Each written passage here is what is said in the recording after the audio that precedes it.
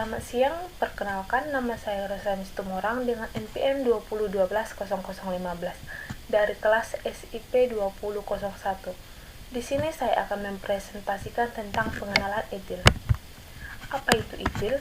ITIL atau singkatan dari Information Technology Infrastructure Library adalah kerangka kerja yang dirancang untuk menstandarisasi pemilihan, perencanaan, pengiriman, dan pemeliharaan layanan IT di perusahaan. Tujuan dari ITIL.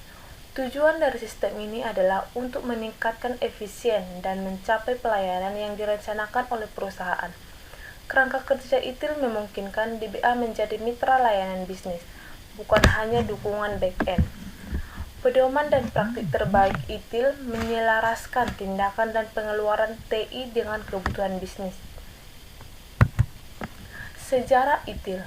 ITIL diterbitkan antara tahun 1989 dan 1995 oleh Her Majesty Stationery Office atau disingkat dengan HMSO di Inggris atas nama Kantor Pemerintah Perdagangan atau Office of Government Commerce. Penggunaan awalnya adalah terbatas pada Inggris dan Belanda. Versi kedua ITIL diterbitkan sebagai satu set revisi buku antara tahun 2000 dan 2004. Siapa yang menggunakan ITIL? ITIL telah digunakan dan diadopsi oleh banyak organisasi di pemerintahan, sektor swasta, dan pendidikan. Beberapa contoh organisasi yang telah mengadopsi ITIL yaitu 1. Microsoft, 2. PT Telekomunikasi Seluler atau disingkat dengan Telkomsel, ketiga University of Wisconsin, Oregon, keempat State University, kelima US Army Term, keenam British Telecom, dan masih banyak lagi. Istilah utama ITIL. Adapun beberapa istilah utama yang terdapat dalam ITIL yaitu 1. Kapabilitas, di mana kapabilitas ini merupakan keahlian atau kemampuan khusus yang diterapkan organisasi pada sumber daya untuk menciptakan sesuatu yang bernilai. Kedua, function, yaitu seperangkat organisasi yang bertujuan secara independen untuk menyelesaikan tugas tertentu. Yang ketiga, proses, di mana proses untuk dan struktur kegiatan yang dirancang untuk mencapai tujuan tertentu.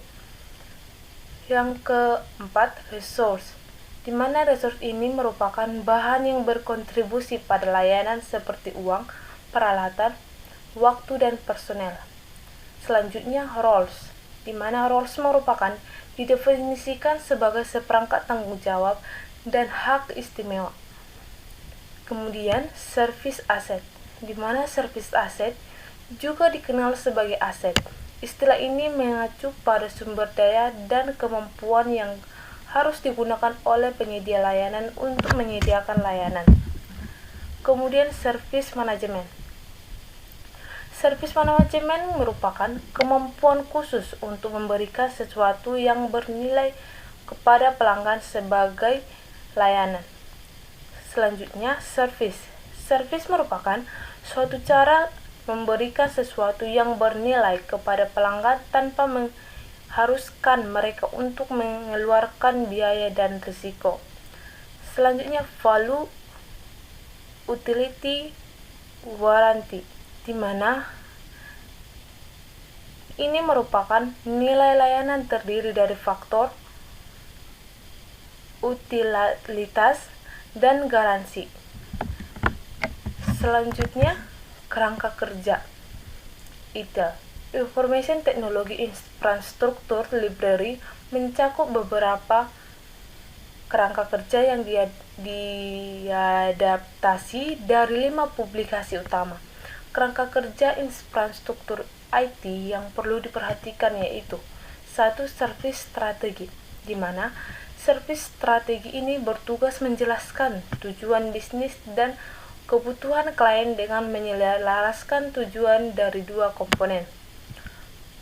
Selanjutnya, service design, di mana service design menjelaskan praktik untuk membuat kebijakan arsitektur dan dokumentasi TI perusahaan.